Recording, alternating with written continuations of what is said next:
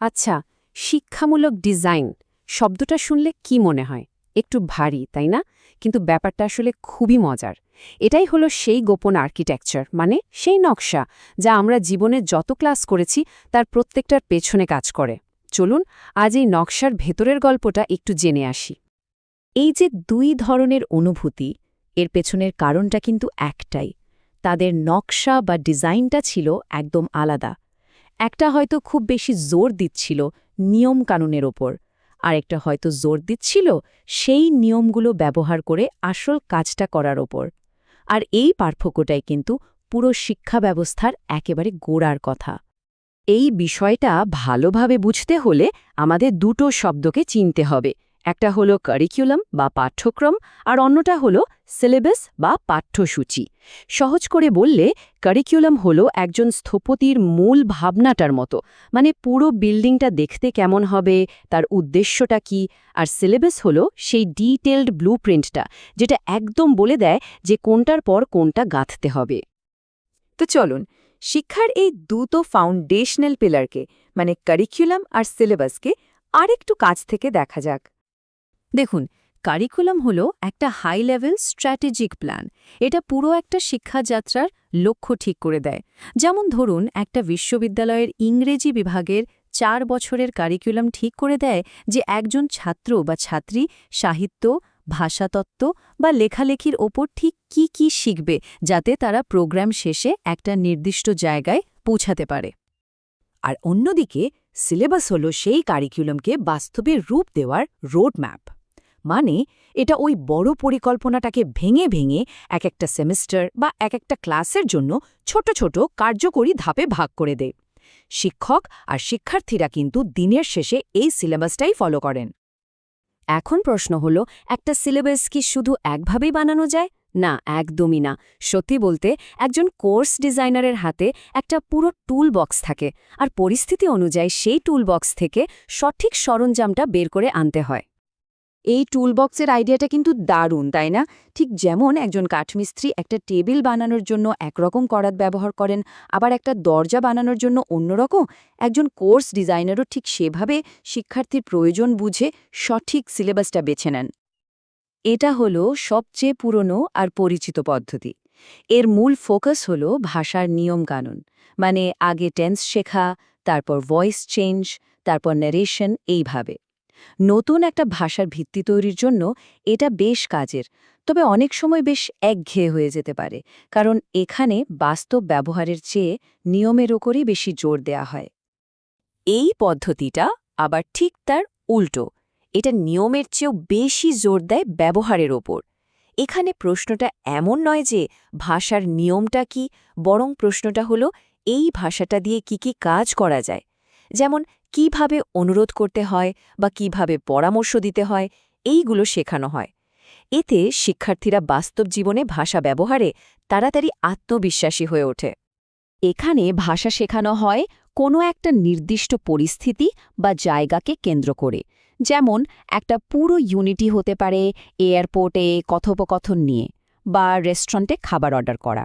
যারা খুব তাড়াতাড়ি কোনো নির্দিষ্ট পরিস্থিতিতে ভাষা ব্যবহার করতে চান, যেমন ধরুন পর্যটকরা, তাদের জন্য এটা খুবই কাজের একটা পদ্ধতি।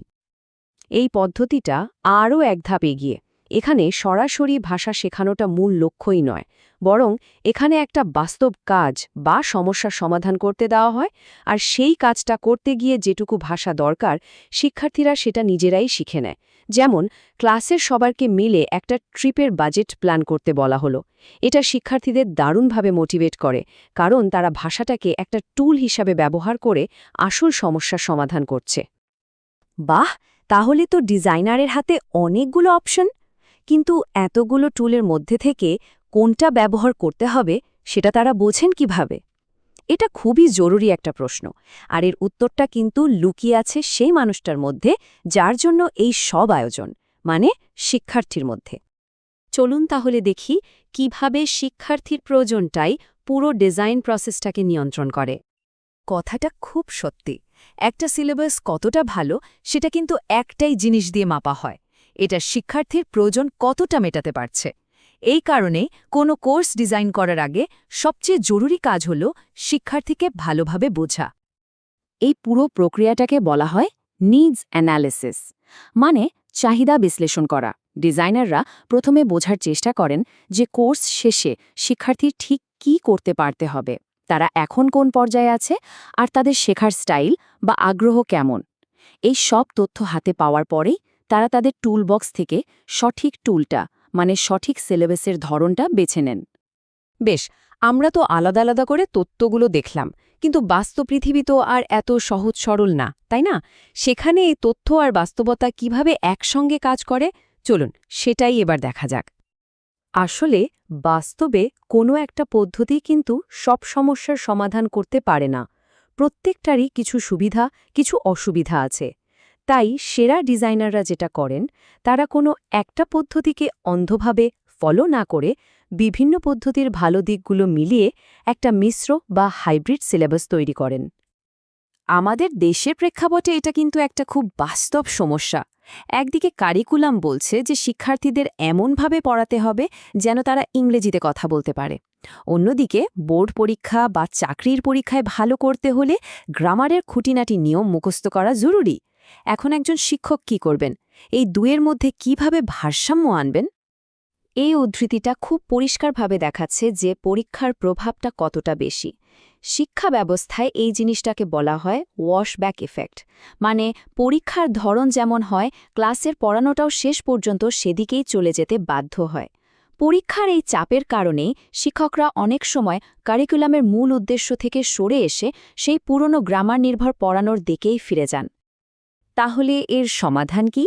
সমাধান হলো একটা বুদ্ধিদীপ্ত আপোষ করা, একটা হাইব্রিড মডেল বানানো যেতে পারে, যেখানে সিলেবাসের মূল কাঠামোটা হবে গ্রামার ভিত্তিক, যাতে পরীক্ষার প্রস্তুতিতে কোনো ঘাটতি না থাকে, কিন্তু ক্লাসের ভেতরের সব অ্যাক্টিভিটি হবে পুরোপুরি টাস্ক বেসড বা কমিউনিকেটিভ, মানে যোগাযোগ ভিত্তিক।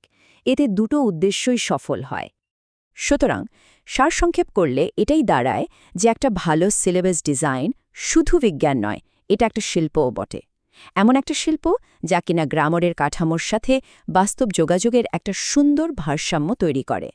এটা সবসময় শিক্ষার্থীর প্রয়োজনকে সবার আগে রাখে, আবার পরীক্ষার মতো বাস্তব সীমাবদ্ধতাগুলোকেও মাথায় রাখে। এখন যেহেতু পুরো নকশাটা আমাদের কাছে পরিষ্কার, চলুন একবার ভাবি আমাদের জীবনের শেষ যে ক্লাসটা আমরা করেছি সেটার ডিজাইন কেমন ছিল। সেটা কি কাঠামোর ওপর জোর দিয়েছিল নাকি যোগাযোগের ওপর? কারণ দিন শেষে প্রতিটা ক্লাসের পেছনের এই চিন্তাভাবনা আর ডিজাইনটাই কিন্তু ঠিক করে দেয় আমাদের শেখার রাস্তাটা কতটা মসৃণ হবে। আর এই নকশাটা বুঝতে পারা মানে নিজের শেখার প্রক্রিয়াটাকেই আরও ভালোভাবে নিয়ন্ত্রণ করতে পারা।